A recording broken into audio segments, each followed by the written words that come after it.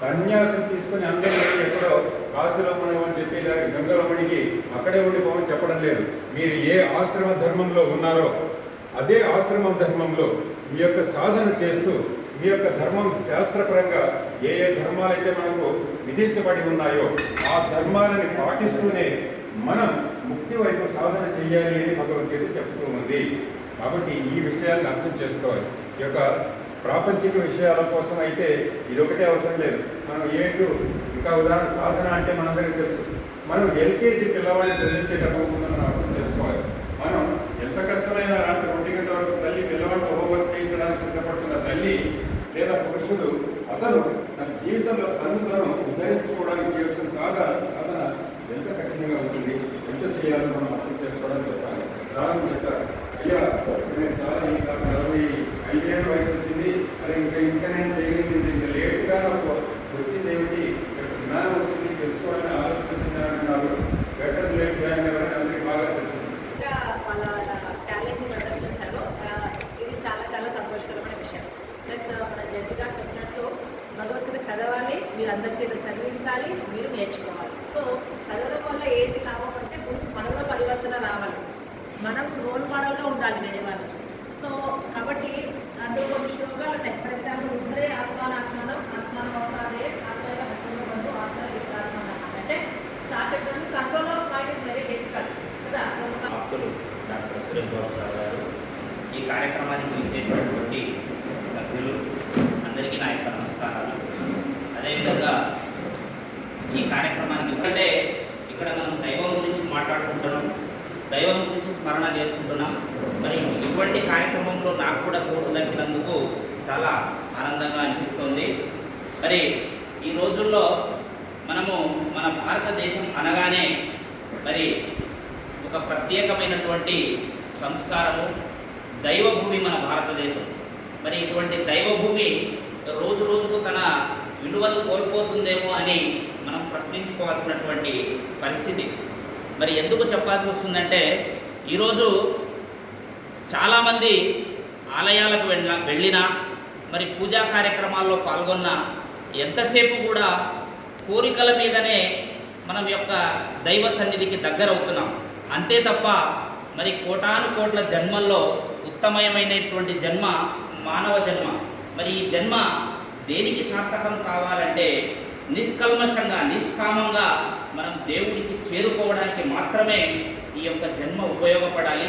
మరి మన ఇంట్లో ఉన్నటువంటి పిల్లలకి మనం ఆ విషయాన్ని చిన్న గుణత్రయ విభాగ యోగః శ్రీ భగవానువాచ పరం భూయః ప్రవక్ష్యామి జ్ఞానానం జ్ఞానముత్తమం యజ్ఞాత్వా ఉనయః సర్వే పరాం సిద్ధిమితో గతాః సత్వం రజస్తమైతి గుణాః ప్రకృతి సంభవాః నిబధ్నంతి మహాబాహో దేహే దేహినమవ్యయం నాణ్యం గుణేభ్యః కర్తారం యదా ద్రష్టానుపశ్యతి గుణేభ్యశ్చ పరం వేతి మద్భావం సోऽధిగచ్చతి మానవమానయోः తుల్యः తుల్యో మిత్రాణి పక్షయోः సర్వారంభ పరిత్యాగి గుణాతీతः స ఉచ్యతే గచ్చन्ति సత్వస్థా మధ్యే తిష్టन्ति రాజసాः జగతి గుణవృత్తిశ్చ అదో గచ్చन्ति తామసాः कैलिङ्गैः ते गुणानेतान् अतीतो भवति प्रभो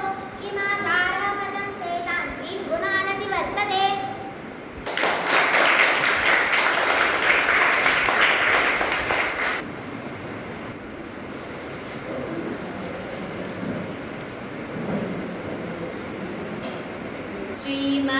श्रीमद्भगवद्गीता अथ चतुर्दशोऽध्यायः गुणत्रयविभागयोगः उदासीनवदासीनो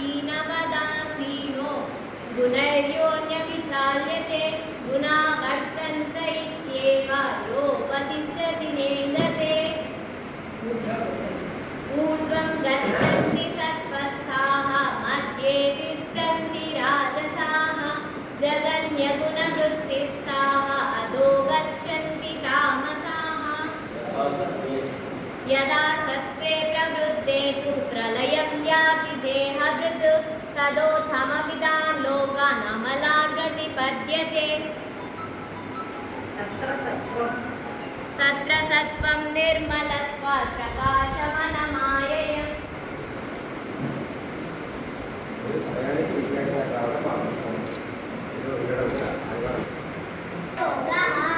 श्रीभगवानुवाच वरं भूया प्रवक्ष्यामि ज्ञानानां ज्ञानमुत्तमं यज्ञ तत्र सत्त्वं निर्मलत्वात् प्रकाशकमनामयं सुखसङ्गेन बध्नाति ज्ञानसङ्गेन च नघा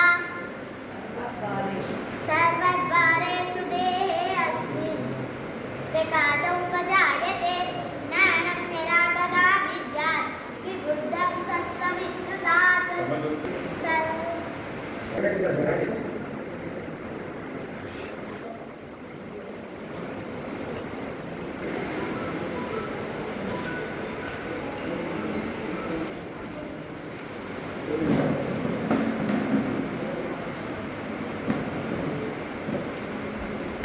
కొట్టుకొట్టండి.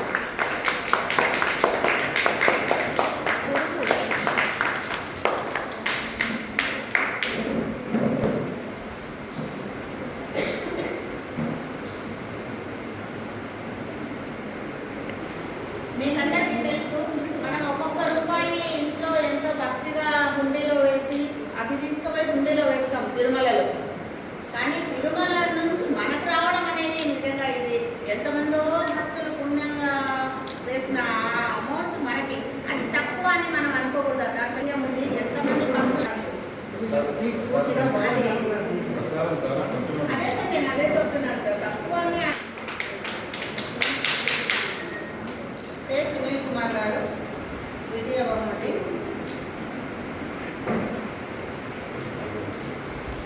నాకు ఈ డబ్బు దేవస్థానం ఈ డబ్బులు కృతజ్ఞతలు. ఈ డబ్బుని గీత ప్రచారానికి అయిన కొరకు శ్రీకృష్ణకి భగవతి పరివార అధ్యక్షులైన తిమ్మయ్యకి ఇవ్వగలుగుతున్నాను. బాగా ఉత్సాహం ఉంది సార్. స్కూల్లో కూడా మంచి టీచర్గా ఎన్ని వాడు